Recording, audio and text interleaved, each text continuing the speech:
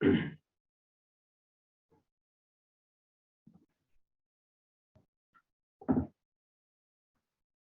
we will continue with our discussion about national income. You may recall that in the last lecture, I defined national income, and the definition of national income is displayed here. National income is the aggregate money value of all annual flow of final goods and services produced in a country in a year.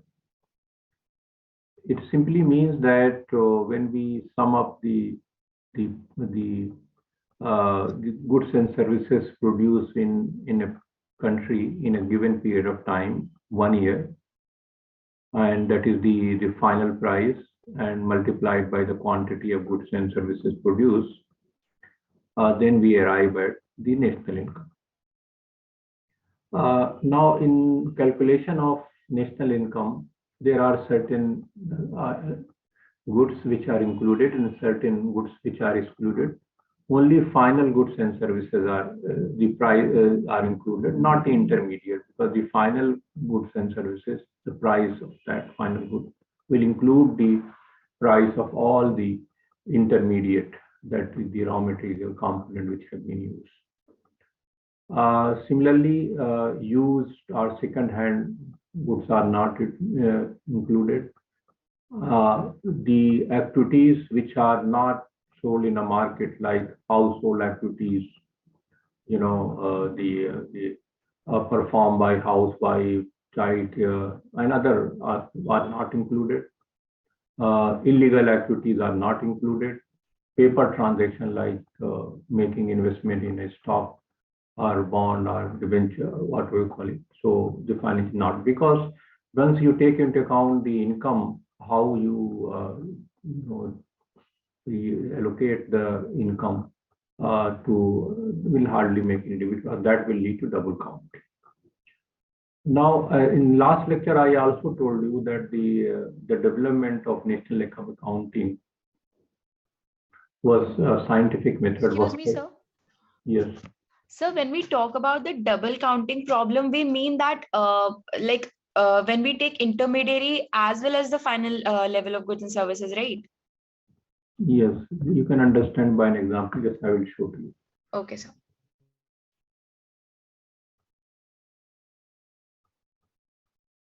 For instance, the price of shirt here, you know that the cotton and thread and all these things. Okay, so the price of shirt will include the price of all intermediate goods.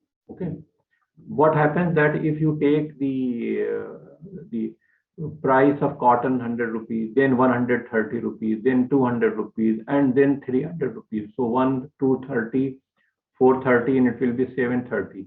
Okay, so it will lead to so that is why either you take the value addition at each stage, or what is done is, just 1 minute.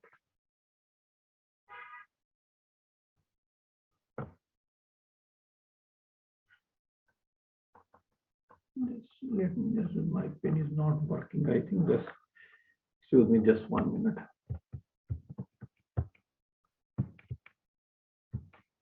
Anyway, you can see here that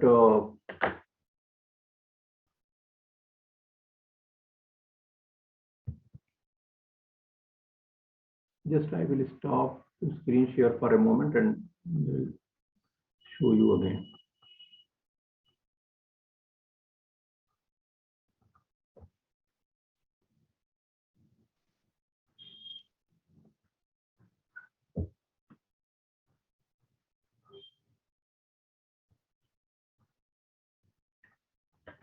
Anyway, you can see here that you see here that 100 rupees, 30 rupees. So either you take the value addition at each stages of production, and then it will be 300, which is the final price. Or you take the final price of the shirt, that will include all these.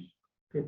Otherwise, if you take into 100 and 130, and then it will lead to inflated figure, because the value of the goods the whatever input and all that. You take into account when it was sold to the from the farmer to the mill and so on and so forth, and when it was manufactured. Same way. So that is why either we take the value addition or we take into account the value added at each stages. So normally what happens that value the final goods and services is taken into account because the price of car will include all the components which are there. Like you and similarly price of a refrigerator will include all the components which are there. So that is why value. And you please keep in mind that when we discuss about the fiscal policy, then the value added tax which has been brought is that at each stages of production. For example, the earlier in India there was a tax which was known as mod VAT. So whenever the final tax of any product was arrived at, then if certain product had attracted in taxes, then that was discounted from that because the tax was already imposed. And then finally it gave way to VAT, which we'll discuss in the fiscal policies. So this is how we avoid double counting. Otherwise, the value of the GDP will go up. Now, given this thing, the national income can be calculated using the three methods. Either we calculate national income at the stage of what we call it the output level, or we can calculate national income using at income level, or we can calculate, for example, output leads to income. Whenever goods are produced, it generates income, and when income are generated, then it leads to expenditure. So if there are no discrepancies, these three methods will lead to the same value of national income. And but in most of the countries, all the three methods are used. And sector-wise it may vary. Sector-wise it may vary from one sector to another sector. So it may vary. So what I'm going to discuss with you now is to discuss how the national output and method and national income method and expenditure method are used for calculation of national income. So let us try to understand this. And one thing I would like to tell you that that calculation of national income is a specialized task. In India, there is a CSO, Central Statistical Organization, which is entrusted with the task of calculation of national income. This institution is responsible for calculation of national income. So let us see how this works out. I will come back to this diagram. And now there are, as I said, that there are three methods: output, income, and expenditure. So national income can be calculated by product method or output method, where what we do that we multiply price of product with the quantity produced, P1 into Q1, plus and so on and so forth. When we sum up this thing, the aggregate of these will the in number of millions of goods and services are there. Once we sum up, then we arrive at the national income. The price, market price, the final price multiplied by the quantity produced. So this is one method by the national income is calculated. Then you also can understand that whenever, for example, the price of any good, for example, let us say 100 rupees. Now, for every rupees worth of goods produced, a rupees income is generated. The farm or which was selling at this 100 rupees, whenever it is 100 rupee of income will be generated, the price at which it is sold. Now, how this is shared? For example, there are various factors of production involved in the product of goods and services. So they, for example, some may receive this income as a wage rent, it is wages, interest on loans, or it may be distributed as a profit to the shareholders. So that is why for whenever good is sold, so the counter flow is that the according to the worth of that rupee, that the price of that rupee, a rupee's income will be generated. So that is why it has been in every transaction, uh, the other way around, buyer's expenditure becomes the seller's. So the sum of all expenditure equals, this is other side which I am going to explain. So this is how it works out. For example, the cost of goods such as we arrive at, and then finally the profit. So all the factors of production which has contributed in the, they will be paid the for their contribution. Then when income is received, naturally, as I said that out for every rupee it will generate income, and when one receives income, it will lead to expenditure, that the spending. And when spent, further production and those like this will go on there. So the expenditure means that the income which has been received can be either used for consumption purposes, or for investment purposes, or for government expenditure, or for export and import. So the expenditure can be incurred on this. Now let us look at what are these components. Now this expenditure is consumption. C is the the C plus I plus G plus export minus import, which is called net export. That is the, and what is consumption? C. C is the expenditure on durable, non-durable good by the consumer. Investment is the purchase of capital good by the businesses. Capital goods are those which are used for further production. Okay. And this is for consumption, is that they are not used for further production instead. Also durable goods, they last for years, but you know that they are purchased by the consumers. And this is by businesses. They make investment, machinery, tools, and so how inventory is also kind of expenditure. Because you know expenditure means that it will generate further revenue in the future. So this is by, and then government also, the spend. So government purchasing on various goods and services, and is also, are the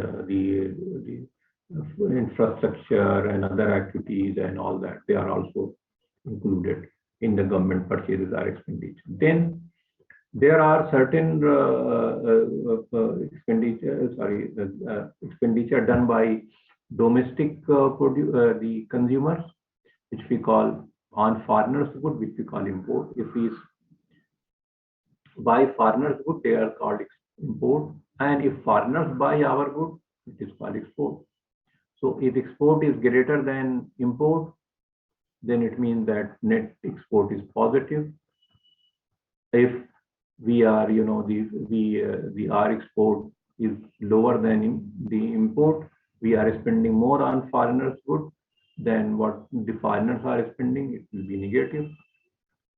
So now, so you see that if there is no discrepancy, both all these three methods will yield. Now there might be a technical difficulty in understanding how it will equate. Here there is an item, for example, there are some goods which are unsold, for which, so that is why in this investment aspect, inventory is also taken into account. These are unsold goods or other things which will be used for. So that is why in the beginning I said that for every rupees worth of sale, rupees income in, there are some goods which are maybe left unsold. That is why this aspect takes into account those products which have not been yet been sold. So in this way, these three methods, these are three phases of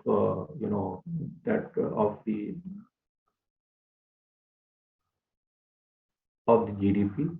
First is that either we can calculate using the multiplying the price of goods into quantity and so on.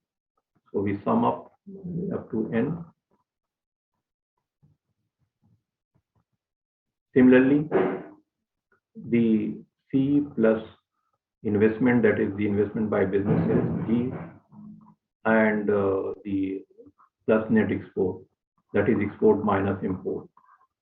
So this is expenditure approach, and this is income approach. For 1 rupees sale, 1 rupees income is generated. So all these three things are. So how we divide labor income or capital income, how the various factors of production which are involved in this, they will receive it. That as far as our country is concerned, that all these three methods are used. But that the expenditure method is used only in the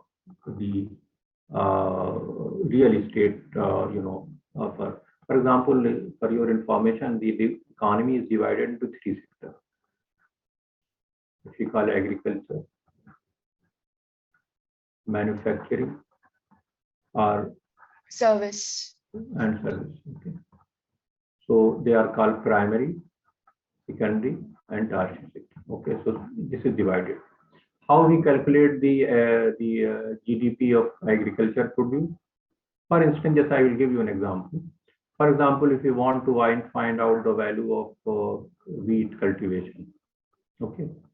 So, for example, that this task is usually performed by the patwaris and all that. There are the entire machinery involved in that. For example, a sample may be collected in Aligarh, that how much area is under cultivation of wheat, and then average yield per hectare may be calculated, found out, and then the area.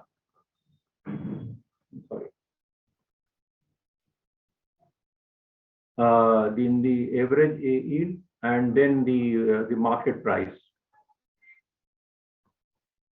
and the yield, then they arrive at that this is the value of the wheat produced in agriculture, or further that. So in this way, that as I said that the entire organization is there, which from a district level and other all the data, is sent CSO, and then it is aggregated, and that not the entire area is surveyed, that they will look into that. That's in rough approximation that how much area is there, and yield, average yield, and right. As far as manufacturing is concerned, there are some organized sector and some organized sector. For organized sector, the published financial statements are available that can be used for services as well. But the unorganized sector, like it's very difficult to arrive at. But again, the various industries which are there, we do not have published statement. Survey is conducted to find out, and then on that basis, the GDP is calculation is arrived at. And that in the real implementation of this thing, there are some discrepancies. That normally, if there is no discrepancies in data and everything, then all these three methods should yield. But there are some adjustment made. So naturally the statistical discrepancies are there.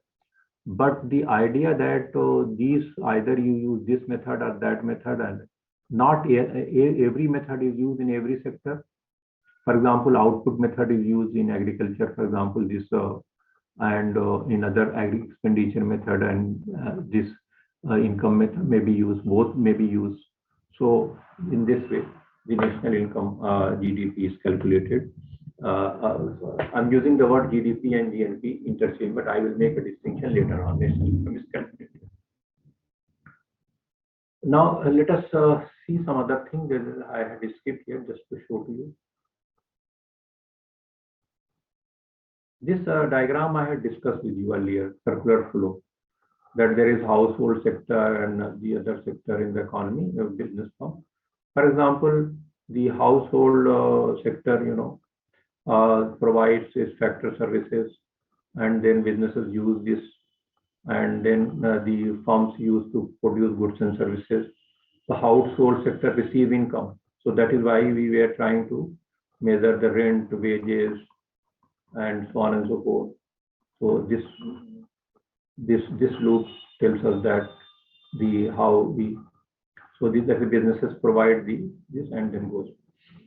Then the household receives income, they spend it, on consumption and other and so on and so forth. So this is part. And then naturally when they demand it, then the revenue is generated. Then they buy good, they pay the price and quantity which we set out. So revenue generation. You see that you can understand this thing, that this circular flow, how we are trying to measure it, using now the GDP, the national income, as I said, that is the market value of all final goods and services in an economy. So this was the thing. In every transaction, the buyer's expenditure becomes seller's income. That the sum of all equals the sum of all income.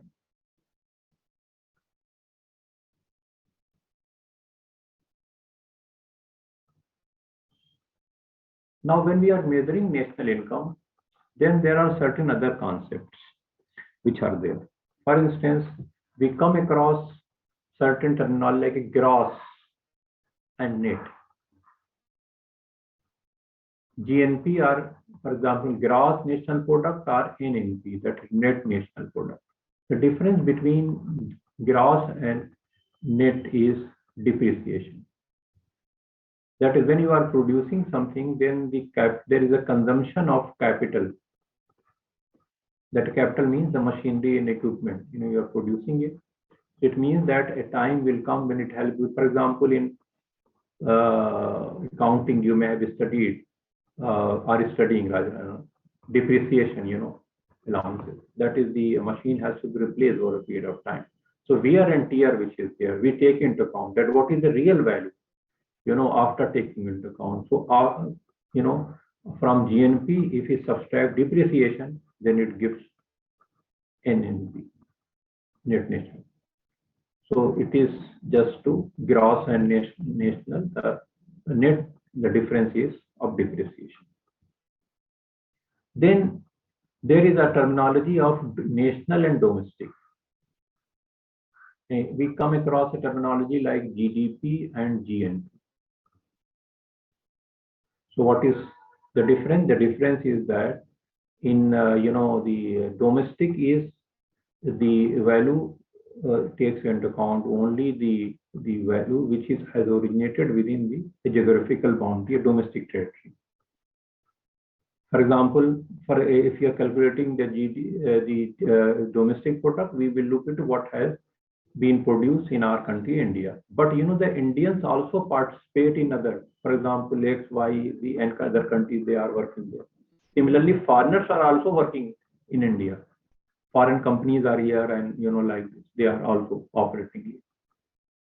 So once we take into account that how much income we receive from abroad, that Indians work in it for their participation in the in other countries, and how much the foreigners are contributing in our country. So once we take into account that, so that is called GNP. Whereas GDP, that the value which has been produced or generated in domestic state. So we make these adjustments. Then there is another concept which is known as market price and factor cost. That market price includes also indirect taxes. And let us say the GST is there. Okay. So if you are paying a price of 100 rupees, so not the entire will be that, it may be 12 rupees, maybe 112. So this is the final price is 112, but 12 rupee is the indirect tax on the goods. So the market price, increases the price of goods. So that is why we take into account that how much is paid towards the taxes. Similarly, there are certain products, the price may be 100 rupees, but the actual cost of this production may be 110. Why? Because the government, in order to promote certain industries, provides subsidies like khadi. So what we do that in market price, we subtract indirect taxes. And in factor cost, what we do that, we take into account plus we add subsidies, because it has been paid. So there are some adjustments are made like this. It is very sound technical to you. You just focus on these things. Let us, with this background, now come to the various measures. All these are given in my slide.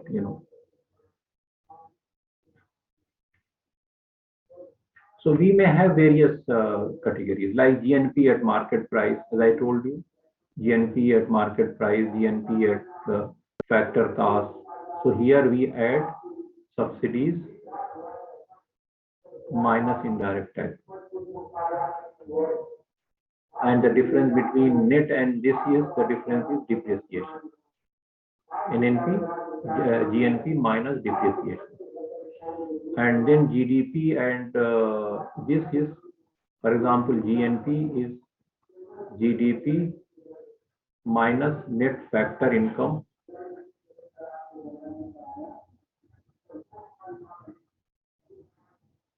from abroad. You can slide it there and let me show the slide. So factor payment from abroad, that is the Indian resident who are participating in, and factor payment paid abroad. Let us say MNCs are operating and this and it's like that. So the difference is this. So once we take into account this aspect, then it is called. And usually what happens that if like this part, the GNP and GDP, for instance, net factoring, it may be positive or it may be negative. For example, if let us say a lot of multinational companies are operating in our country, so they will send a lot of, they will generate a lot of income, and the less number of the Indian companies are the Indian residents are working. So like a country like, so naturally GNP and GDP, there will be a difference, and there is always a difference. Like countries like USA, the difference is between GNP and GDP is not much, but in our country, the GDP of our country is greater than GNP, because that because of this aspect. For example, the Bangladesh, for example, their GNP is higher than GDP, because so normally it happens that there is not much, but the only thing is that one has to keep in mind, for example, developing economy, and other maybe lot of the foreign companies and other may be operating, and whereas the income they are receiving from abroad. So that is why we make it as. But normally we use the terminology interchangeably. There is not much difference in GNP and GDP. Only thing we have to look at, it may vary from country to country. And so these are various measures which are used. Details are given in my slides. So I have told you in nutshell what we mean by this. So explanation is given here.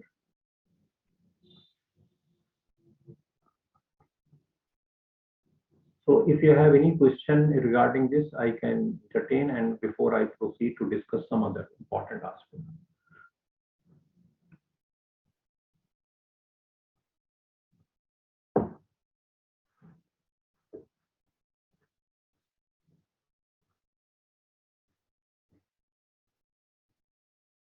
For a long time, the distinction was not made between GNP and GDP, because the data was not very reliable, for the how much income.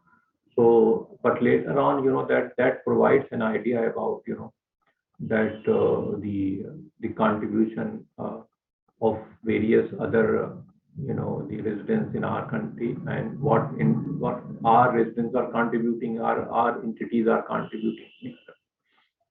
So that is why this distinction also may be helpful in understanding.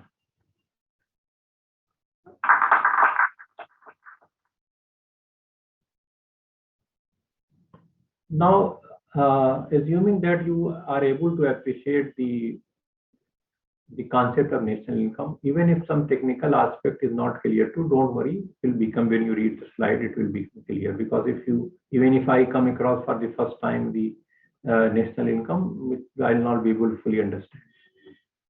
Now, the question which I am going to address right now is, this is given here. What if GDP in 2000 were 1000, whatever number, billion, you can, and in 2020 it was 1500.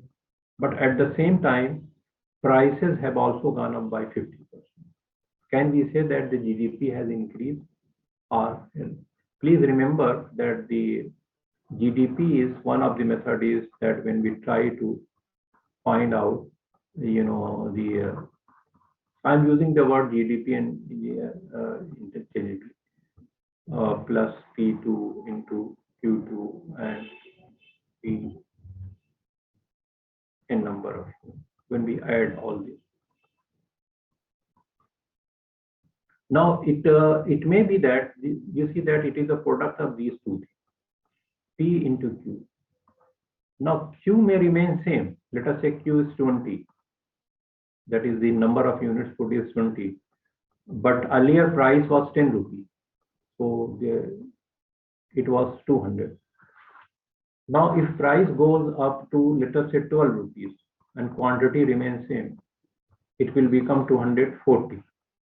So it means that the GDP has increased in nominal terms. Actually, you see that quantity remains same. So that this increase, just in example also, is increase in GDP is attributable, that is because of increase in price. So that is why if you do not adjust for the rise in price, the aggregate money, all goods and services produced remain same, but the value is higher on account of rising price. So that is why an adjustment is made. Whenever we are talking about increase in GDP, then we are always talking in real terms that adjusts the price. And so that adjustment is made. So that, like, assume that GDP is a balloon, nominal. And air here is of rise in price. So we take out the air from this balloon to, not the defunction. So that, that otherwise it will show a higher PAP, whereas in real sense it has not, there is no increase. So it is an adjustment. That is why whenever we are referring it, we are always talking in real term. And for this, certain base year may be taken into account with which we make comparison. That is why in economics, whenever we are talking about variable, we are talking in real term. Real term means when we adjust for inflation, rise in price. So the are always is real GDP, not the real. Nominal GDP, that is uses current price, whereas real GDP uses some base year. Base year means that this against which the comparison is made. And the base year may change it. Normally, the base year is taken as a normal rise in price with which a comparison is carried out. So let us take an example to understand.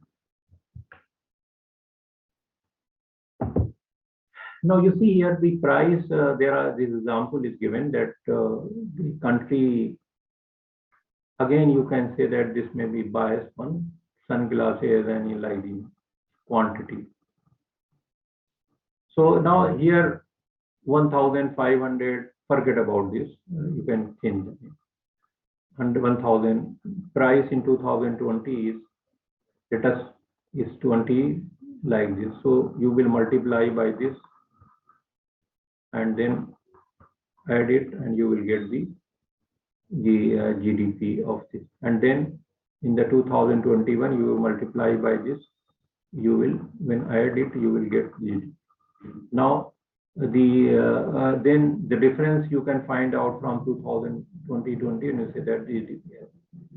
Now, what is happening is that you see that the price of 1,000 has gone up to 1,500. This has gone up from 5 to 50. This has gone up from 100 to 10. So price has also increased. Quantity has also, for example, has this increase, but this same. Now, what is happening is that because of this, if you take it, the value at the current price and try to find out, it may be the case that the GDP may show an increase, whereas it may be mostly attributed to the rise in price, not because of increase in quantity. So that is why when we are calculating a GDP for 2021, we will not take the price of this. We will take, let us say that this is base year, price of that year, 2020, let us say. We will multiply by the quantity in order to make comparison. 25 into this, 11 into 500, 80 into 100. So that we can make a comparison that how much the GDP has increased in comparison to the last year. So that is why the price of the base year, let us say base year happens to be 2020. Maybe the base year is 2015, just an example. So the price of, for calculation of GDP in 2000, the price of base year will be taken. Quantity of 2022 will be taken, but not the price of 2020, because the increase in GDP may be on account of, and this base year changes, that is why there was so much controversy about the base year changes and real GDP adjustments. So in this way, we arrive at, so real GDP comes out to be this much. So that is why it has been taken into account in this way. So the price of this year, the base year, multiplied by the quantity of food. Similarly, if the other period, the base year will. So that gives the idea about the GDP, and the real GDP is what we call the economic growth, the growth rate. So real GDP in current year, 2021, let us say, we'll see 2022, and that will change divided by starting point. So we say that the GDP has gone up by 8%. It is always real term. So, when we divide the total national income, that is GDP, with the total population, we get per capita. That how much per. Now, one thing I would like to tell you that if an economy is growing by, let us now, when the figures are projected in a way that our GDP has increased by 8%, then it is comparison to the last year. Okay. For example, during COVID period, the economy may be indulged, the growth rate is very low. So when you are comparing, naturally it will be to the previous year. So that is why it may show increase, but we have to look in what it was before COVID. So that is why there is so much, there is a white lies in statistics. So the way you, and some say that we are going to reach 1 trillion, this trillion economy, and that is, so this is, for example, if any economy is growing by 8%, so there is a rule of 72. So it will take 9 years that the 1 trillion economy is there. If economy is growing by 8%, after 9 years it will become 2 trillion. So it is it's a natural progression of economy if it is sustained. So all the talk about we will make it like this, and because they do not understand, and for public consumption, all these things are. So you can buy, and that is why these figures are also used to project that how many years India will take to overtake this country and that country and like that. So now the last part of my lecture will deal with some of the issues related to GDP. As I said that GDP is the aggregate money value of goods and services produced in economy during a given period of time. Now, the more goods and services are produced in the economy, it is maybe assumed that the quality of life will be better. But is GDP a measure of flawless method of well-being? Because GDP all measures materialistic goods.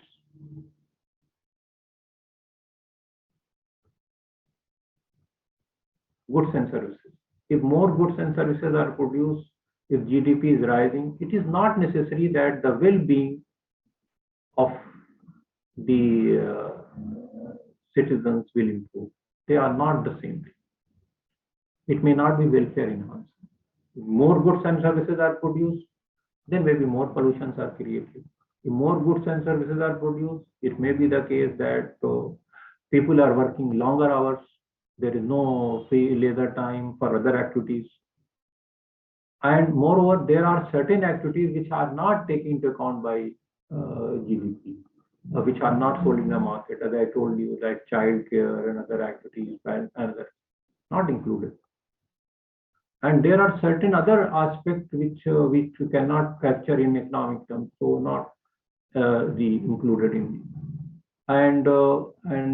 Therefore, GDP is imperfect measure for the various things. And moreover, it also does not, because if there is a large black economy in the economy, then running parallel economy, then it is also not welfare enhancing.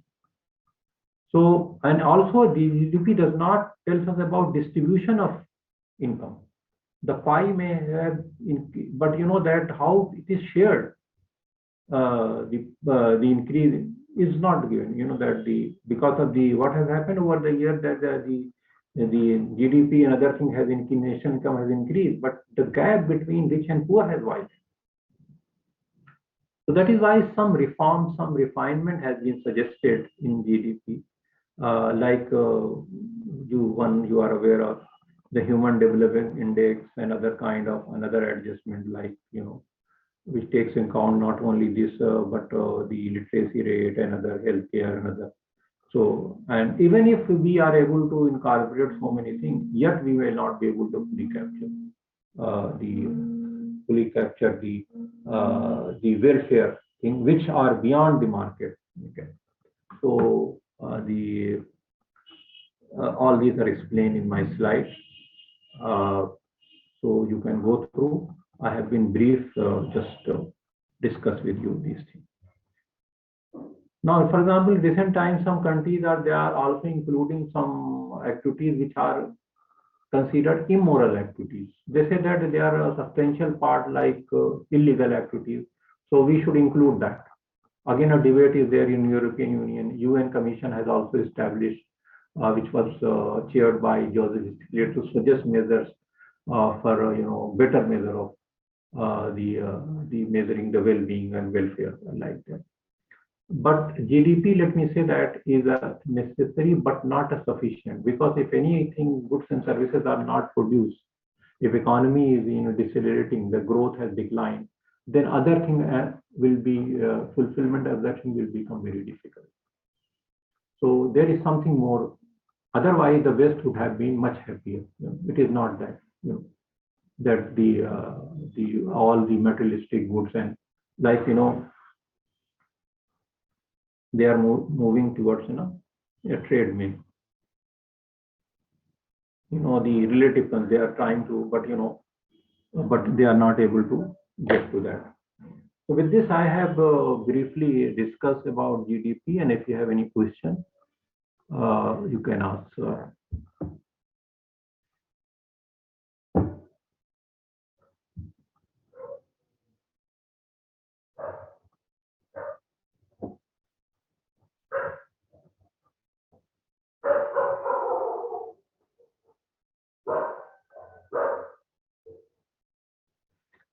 I will leave you with this note that a country has got rich forest resources, okay, greenery, a lot of green,